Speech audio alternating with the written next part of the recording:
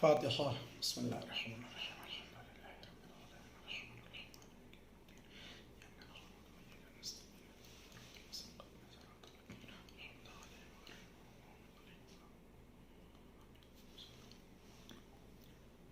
لا حول ولا قوة إلا بالله العلي العظيم. حسبنا الله ونعم الوكيل ونعم المولى ونعم النصير. أعوذ بالله من الشيطان الرجيم. بسم الله الرحمن الرحيم. الحمد لله رب العالمين. الصلاة والسلام على أشرف الأنبياء وأفضل المرسلين سيدنا ونبينا وحبيب قلوبنا وطبيب نفوسنا وشفيع ذنوبنا مولانا ومولى الثقلين جد الحسن والحسين بالقاسم المصطفى محمد. اللهم صل على محمد وعلى أهل بيته الطيبين الأطهرين الأكرمين المعصومين المظلومين المنتخبين المنتجبين الذين أذهب الله عنهم الرجس وطهرهم تطهيرا. اللهم صل على محمد. واللعنة دائمة الباقية على أعدائهم أجمعين من الآن إلى يوم الدين. أما بعد، فقد قال رسول الله صلى الله عليه وآله وسلم: بني الإسلام على 5 أشياء: الصلاة والزكاة والحج والصوم والولاية. التماس ایک بار سورہ حمد 3 بار سورہ اخلاص کی تلاوت فرما کر مرحوم میر رضا حسین ابن میر تقی حسین، میر زما حسین ابن میر حمزہ حسین، میر فدا حسین ابن میر رضا حسین، عظیمہ بیگم بنت میر صادق حسین، طاہرہ بیگم بنت میر محمد حسین، عباسی بیگم مرحومہ، عظیمہ بیگم مرحومہ اور آسیہ بیگم مرحومہ بنت میر فدا حسین، میر الطاف علی ابن میر احمد حسین، ان سب کے ارواح کو احسان فرما دیجیے.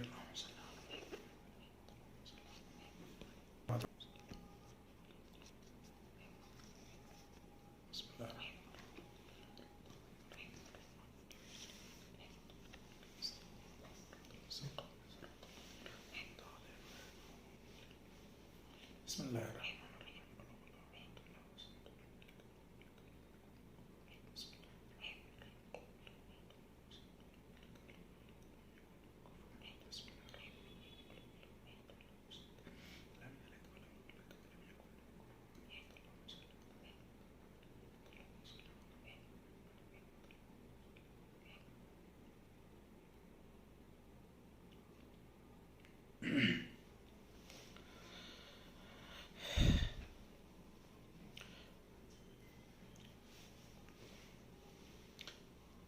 اس ماہ مبارک رمضان میں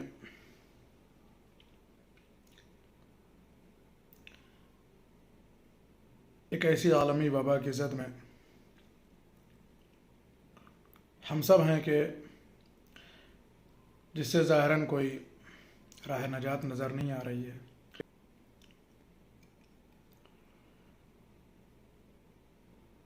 اور چونکہ زندہ رہنے والوں کے اوپر ان لوگوں کے کچھ قرض رہ جاتے ہیں جو اس دنیا سے جا چکے ہوتے ہیں، لہذا دین نے جو مرحوم ہو چکے ہیں ان کے لیے ایصال ثواب کا ایک ذریعہ رکھا ہے، اور یہ مجالس ایصال ثواب کا ایک بہترین ذریعہ ہیں.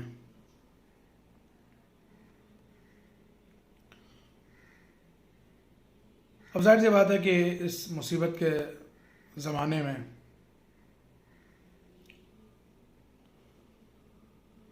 یہ بڑا مشکل امر تھا کہ ہم اپنے مرحومین کو ہر سال کی طرح اس سال بھی ایصال ثواب اپنی جانب سے کچھ کر سکیں، ان کے لیے مجالس برپا کر سکیں، ان کی ترویج روح کے لیے. لیکن یہ طریقہ نکال لیا گیا کہ کسی طرح سے اپنے مرحومین کو یاد کیا جا سکتا ہے. اور آج کے اس ماحول میں یہی طریقہ سب سے زیادہ کارگر اور مفید بھی ہے کہ جب ہم اپنے مرحومین کو اسی ذریعے سے ایصال ثواب کر سکتے ہیں.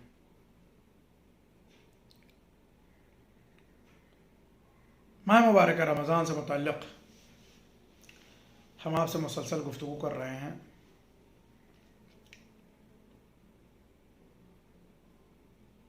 پیغمبر اکرم اسلام کی یہ معروف حدیث ہے کہ اللہ نے 5 چیزوں کے اوپر دین اسلام کی بنیاد رکھی ہے. یعنی وہی 5 چیزیں ہیں کہ جن کے اوپر اسلام رکا ہوا ہے، محفوظ ہے. اگر ان میں سے کسی ایک چیز کے اوپر بھی ہماری طرف سے کوئی مشکل آتی ہے تو اسلام کی عمارت جو ہے وہ کیا ہے، خطرے میں آ جاتی ہے. یعنی اسلام ہمارے وجود سے، ہمارا اسلام خطرے میں آتا ہے اگر ان 5 چیزوں میں سے کسی چیز میں بھی کوئی کوتاہی ہے. پہلی چیز کا نام ہے الصلاۃ، نماز. دوسری چیز ہے والزکوٰۃ، اور زکوٰۃ. تیسری چیز ہے والحج، یعنی مستطیع ہونے کے بعد، صاحب حیثیت ہونے کے بعد اللہ کی بارگاہ میں حج ادا کرنا. چوتھی چیز کا نام ہے والصوم، ماہ رمضان کے روزے. پانچویں چیز کا نام ہے والولایہ، اللہ اور رسول اور آل رسول کی ولایت. یہ 5 چیزیں دین کے لیے کیا ہیں، ضروری ہیں. ان 5 چیزوں میں سے اگر کوئی چیز ہماری طرف سے کوتاہی کا شکار ہو جائے تو اسلام کیا ہے، ہمارا اسلام خطرے میں ہے. بذات خود جو کوتاہی کرتا ہے اس کا دین خطرے میں.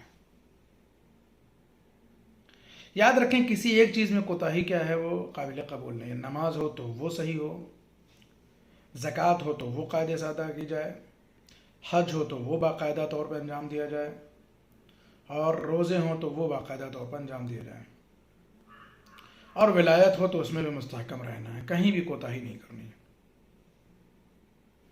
نماز کے لیے محتاط رہنا ہے، نماز کو پڑھتے وقت بھی، نماز کو پڑھنے کے بعد بھی. خوب غور سے سنیے، نماز کو ادا کرتے وقت بھی محتاط رہنا ہے کہ کہیں کوئی کمی نہ رہ جائے، اور نماز کے پڑھنے کے بعد بھی محتاط رہنا ہے کہ کہیں یہ نماز جو ہے وہ بارگاہ معبود میں رد نہ کر دی جائے. امام صادق علیہ السلام کی معروف حدیث ہے، امام فرماتے ہیں کہ نماز کیا ہے، اگر اللہ کی بارگاہ میں قبول ہو گئی تو فرماتے ہیں کہ سارے اعمال قبول ہیں. اگر اللہ کی بارگاہ سے نماز کو رد کر دیا گیا تو سارے اعمال کیا ہیں، ناقابل قبول ہیں. اس کا مطلب یہ ہے کہ اس نماز کو اللہ کی بارگاہ میں مقبول بنانے کے کچھ راستے ہیں. ان راستوں میں سب سے بہترین راستہ احتیاط، کہ بندہ وقت ادائیگی نماز بھی محتاط رہے اور بعد از ادائیگی نماز بھی محتاط رہے، تاکہ اس کی نماز کیا ہے، اللہ کی بارگاہ میں قبول کے لائق ہو سکے. سب سے پہلے جس چیز کے بارے میں اللہ پوچھے گا میدان محشر میں، وہ نماز ہی ہے. ٹھیک ہے. اس کے بعد دوسری چیز کا نام زکوٰۃ، زکوٰۃ ادا کرنا. یہ زکوٰۃ کیا ہے، اللہ نے جہاں جہاں بھی قرآن میں یا اکثر جگہوں پر معصومین کے ذریعے سے وارد ہونے والی روایتوں میں نماز کے فوراً بعد اگر کسی چیز کا تذکرہ ہے، کسی عبادت کا، کسی حکم کا، تو وہ زکوٰۃ ہے. اللہ نے ایک نظام بنایا، ایک سسٹم بنایا ہے کہ جس کے تحت کیا ہے، ہم سب کو چلنا ہے. سب کو زکوٰۃ دینی ہے اللہ کی بارگاہ میں. جس کو اللہ نے زیادہ دیا وہ اللہ کی بارگاہ میں زیادہ زکوٰۃ دے، جس کو اللہ نے کم دیا ہے وہ کم دے. ٹھیک ہے. زکوٰۃ کی اپنی الگ الگ قسمیں ہیں، اس کے الگ الگ نصاب ہیں. تو جس کے پاس جو ہو اور جس چیز کا نصاب بنتا ہو، اس نصاب کے تحت جو ہے وہ اللہ کی راہ میں زکوٰۃ ادا کرے. والحج، حج بھی ہے، جس کو اللہ نے مستطیع بنایا، صاحب حیثیت بنایا ہے. وہ مکے تک جانے اور آنے کا خرچ جو ہے وہ اس کے پاس ہے، تو اس واجب کو ادا کرنا ہی ہے اسے۔ روزے کے سلسلے میں آپ مسائل جانتے ہی ہیں، لیکن یاد رکھیں ان ساری چیزوں میں کیا ہے، کہیں نہ کہیں جو ہے وہ کیا ہے، ان سب چیزوں کے لیے ضروری ہے کہ انسان محتاط رہے تاکہ یہ اللہ کی بارگاہ میں اس لائق ہو جائے کہ وہ قبول کر سکے۔ اگر قبول نہیں ہوں گے تو سب بیکار ہے۔ اگر نماز قابل قبول نہ ہوئے تو پڑھنا بیکار ہے۔ اگر جو ہے وہ زکوٰۃ اللہ کے بارگاہ میں قبول نہ ہوئی تو زکوٰۃ ادا کرنا جو ہے وہ مطلب نہیں رکھتا ہے۔ اگر حج اللہ کی بارگاہ میں قبول نہ ہو تو حج کسی کام کا نہیں ہے۔ اگر روزے اللہ کی بارگاہ میں قبول نہ ہو سکے تو ان روزوں کا کوئی فائدہ نہیں ہے۔ اور اگر ولایت جو ہے واقع خدا پسند نہ ہو تو پھر اس ولایت کا بھی کوئی مطلب نہیں ہے۔ گزشتہ گفتگو آپ کے سامنے ایک لفظ آیا تھا رضایت پروردگار کا، اس پہ تھوڑی سی گفتگو اور کر لیتے ہیں۔ رضایت کیا ہے؟ اللہ کی خوشنودی کے لیے جو بھی کریں، اللہ کی خوشنودی کے لیے۔ نماز ہے تو اللہ کی خوشنودی کے لیے، زکوٰۃ دیں تو اللہ کی خوشنودی کے لیے، حج کریں تو اللہ کی خوشنودی کے لیے، روزے رکھیں تو اللہ کی خوشنودی کے لیے، ولایت ہو تو اللہ کی خوشنودی کے لیے، یا اس کے علاوہ جتنے بھی امور ہیں، جتنے بھی اعمال ہیں، جتنے بھی افعال ہیں، جتنی بھی عبادتیں ہیں، سب اللہ کی خوشنودی کے لیے ہوں۔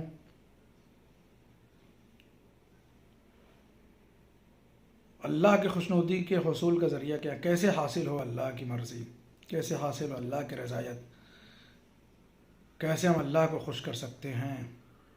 امام محمد باقر علیہ السلام کا ارشاد گرامی ہے کہ اللہ کی رضایت اس کی اطاعت اور ائمہ کے حکم کی فرما برداری میں پوشیدہ ہے۔ ٹھیک ہے، جن کو اللہ نے امام بنا دیا ان کی فرما برداری کرے انسان۔ اب وہ چیزیں کہ جو رضایت پروردگار کے لیے ضروری ہیں ان کو انشاءاللہ پھر عرض کریں گے، لیکن یہ کیسے معلوم ہو کہ اللہ ہم سے راضی ہے؟ یہ بڑا مسئلہ ہے کہ ہم یہ کیسے جانیں کہ اللہ واقعی ہم سے راضی بھی ہے، ہم کو اللہ کی جو ہے وہ کیا ہے رضایت حاصل بھی ہو گئی ہے۔ آخر بندہ یہ کیسے پتہ لگا کہ خدا اس سے راضی ہے یا نہیں؟ اس کا پتہ لگانا ذرا مشکل ہے۔ کیا کسی کے ذہن میں ایسا کوئی فارمولہ ہے، ایسی کوئی ترکیب ہے کہ جس سے وہ یہ سمجھ سکے کہ ہمارا خدا ہم سے راضی ہے یا نہیں ہے؟ اور یا یہ پتہ لگا سکے کہ اگر راضی ہے تو کتنا، یا اگر ناراض ہے تو کس قدر ناراض ہے؟ قربان جائیے مولا امیر المومنین حضرت علی بن ابی طالب علیہ السلام کے ذہن و فراست کے کہ مولا نے ہر مشکل کا حل بتایا، یہاں بھی آپ نے اس مشکل کا حل بتایا۔ فرمایا اگر تم یہ جاننا چاہتے ہو کہ تمہارا خدا تم سے کتنا راضی ہے، دلچسپ روایت ہے، غور سے سنیے۔ فرمایا کہ اگر تم یہ جاننا چاہتے ہو کہ تمہارا پروردگار تم سے کتنا راضی ہے تو تم خود کو دیکھو کہ تم اپنے اللہ سے کس قدر راضی ہو، مقدرات الہی پر کتنا خوش ہو، جو سختیاں دی ہیں اس پر کتنا مطمئن ہو، جو نعمتیں دی ہیں اس پر کتنا اطمینان ہے، جو پریشانیاں دی ہیں اس پر کتنے صبر ہو، جو مشکلات دی ہیں اس پر کس قدر جو ہے وہ شکر ادا کر رہے ہو، جو نعمتیں دی ہیں اس پر کتنا اللہ کا شکر ادا کر رہے ہو۔ اس نے جو کچھ بھی دیا ہے اچھا یا برا تمہارے لحاظ سے ہے نا، جو کچھ بھی تمہارے مقدر میں لکھ دیا اس نے، جو کچھ بھی تمہیں دے دیا ہے اس پر تم کس قدر خوش ہو۔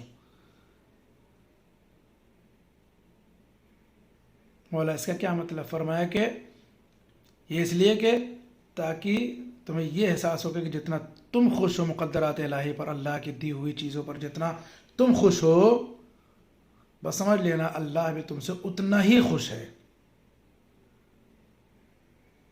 مثلا اگر مقدرات الہی کے مقابلے میں اللہ کی دی ہوئی نعمتوں اور مصیبتوں کے مقابلے میں ہم مثلا 20% خوش ہیں، تو امام علی علیہ السلام کے فارمولے کے مطابق اللہ بھی ہم سے 20% کیا ہے، خوش ہے۔ یا مثلا جو ہے وہ اگر ہم 50% اپنے خدا سے خوش ہیں تو خدا بھی ہم سے اتنا ہی خوش ہے۔ 100% خوش ہیں تو اللہ یقیناً جو ہے وہ مکمل طور پر ہم سے خوش ہے، اور اگر خدا نخواستہ بالکل خوش نہیں ہے تو خدا بھی ہم سے بالکل خوش نہیں ہے۔ یعنی یہ تقابلی فارمولہ ہے کہ اللہ کی رضایت کے مثلا جو ہے وہ علم کے لیے کہ اللہ کس قدر راضی ہے، کتنا ہم سے راضی ہے، تو پہلے ہم یہ دیکھیں کہ ہم کتنا اللہ سے راضی ہیں۔ ہم جتنا اللہ سے راضی ہوں گے اللہ بھی اتنا ہی ہم سے راضی ہوگا۔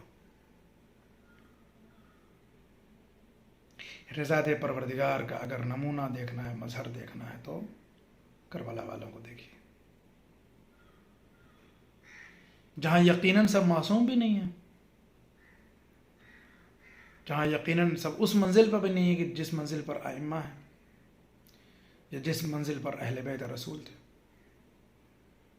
وہاں آنے والے لوگ اکثراً باہر سے ہیں، یا اکثراً وہ ہیں کہ جو معصوم نہیں ہیں، لیکن مقدرات الہی پر اتنا خوش ہیں، اتنا خوش ہیں کہ حسین مقتل میں ان کی جگہ دکھا رہے ہیں، یہاں تم شہید ہو گئے، یہاں تم شہید ہو گئے، یہاں تم شہید ہو گئے، یا یہاں فلاں جو ہے وہ زخمی ہو کے گرے گا، یہاں فلاں دم توڑے گا۔ لیکن مقدرات الہی پہ رضایت عالم یہ ہے کہ مقتل میں اپنی جگہوں کو دیکھنے کے بعد بھی وہ ناراض نہیں ہے۔ مقتل میں اپنے گرنے کے جگہوں کو دیکھ کر کے بھی وہ کیا ہے، مضطرب نہیں ہے، بلکہ راضی برضا الہی ہے۔ اللہ کی طرف سے جو طے کر دیا گیا اس پر وہ خوش ہے، اللہ کی طرف سے جو ان کے لیے مقدر کر دیا گیا وہ اس پر خوش ہے، ان کے اوپر جو بھی مصیبتیں آئیں گی اس پر وہ خوش ہیں، جو کچھ بھی سامنے حالات آئیں گے ان کے لیے وہ خوش ہیں۔ تو اللہ اللہ، حسین ابن علی رضایت پروردگار میں غرق ہیں، چاہتے ہیں مقتل کی جانب جائیں تو اپنے ذوالجناح کے پاس آتے ہیں، رہوار کے پاس، چاہتے ہیں کہ آخری بار سوار ہو کر مقتل تک پہنچے ہیں، لیکن یہ آپ سب جانتے ہیں کہ حسین علی کے لیے پہلا موقع ہے کہ گھوڑے پر سوار ہونا چاہ رہے ہیں مگر کوئی سوار کرنے والا نہیں ہے۔ اس سے پہلے جب بھی حسین ابن علی اپنے گھوڑے پر سوار ہونا چاہتے تھے تو عباس علی اکبر، قاسم و محمد، چاہنے والے سب حسین کے آس پاس کھڑے ہو جاتے تھے، حسین کو سہارا دیتے تھے، کوئی لگام پکڑتا تھا، کوئی حسین کی آبا سنبھالتا تھا، کوئی حسین کے بازو کو تھامتا تھا، کوئی سر جھکائے کھڑا ہو جاتا تھا ادب میں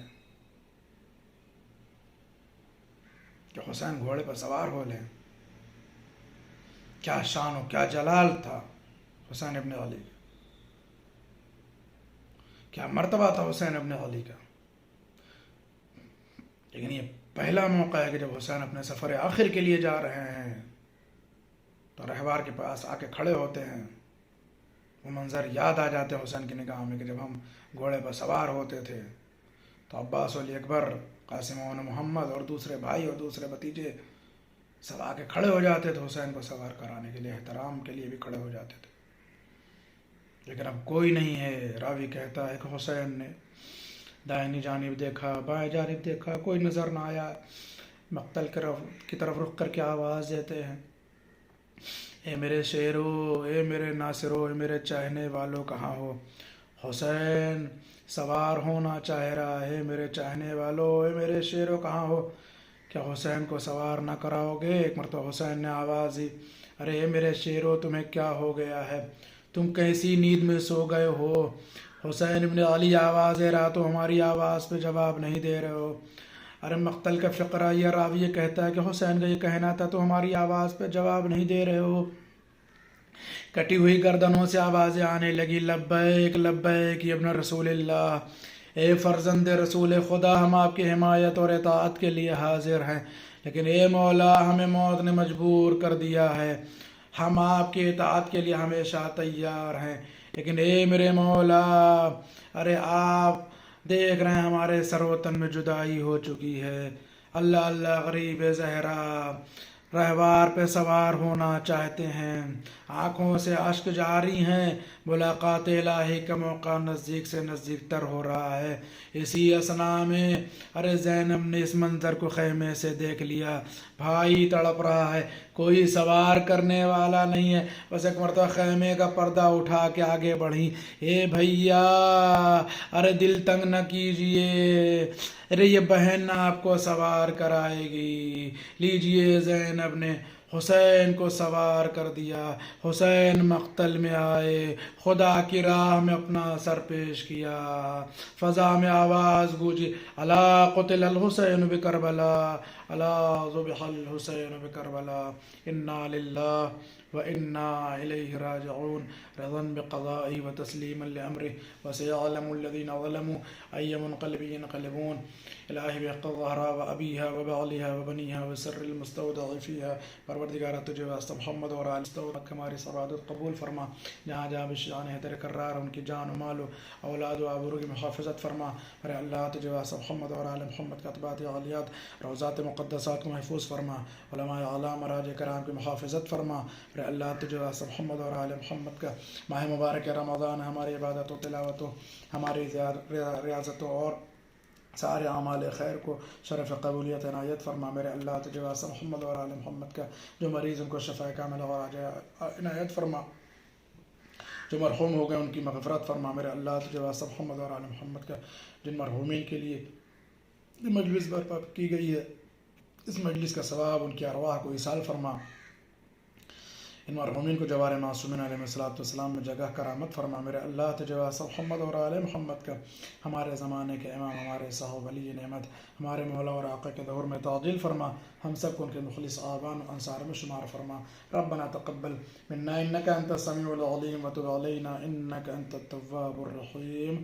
التماس ایک بار سورہ حم 3 بار سورہ اخلاص سے تلاوت فرما کر مرحوم میر رضا حسین ابن میر تقی حسین، مرحوم میر زما حسین ابن میر حمزہ حسین، میر فدا حسین ابن میر رضا حسین، عظیمہ بیگم مرحومہ بنت میر صادق حسین، طاہرہ بیگم مرحومہ بنت میر محمد حسین، عباسی بیگم مرحومہ، عظیمہ بیگم مرحومہ و آسیہ بیگم مرحومہ بنت میر فدا حسین، میر الطاف مرحوم ابن میر احمد حسین، ان سب کی ارواح کو ایصال فرما دیجیے۔ اللہ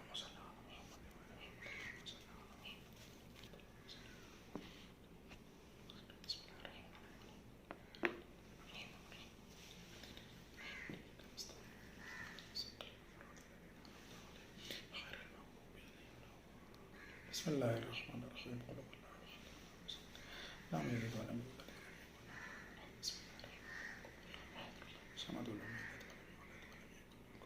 بسم اللہ الرحمن الرحیم،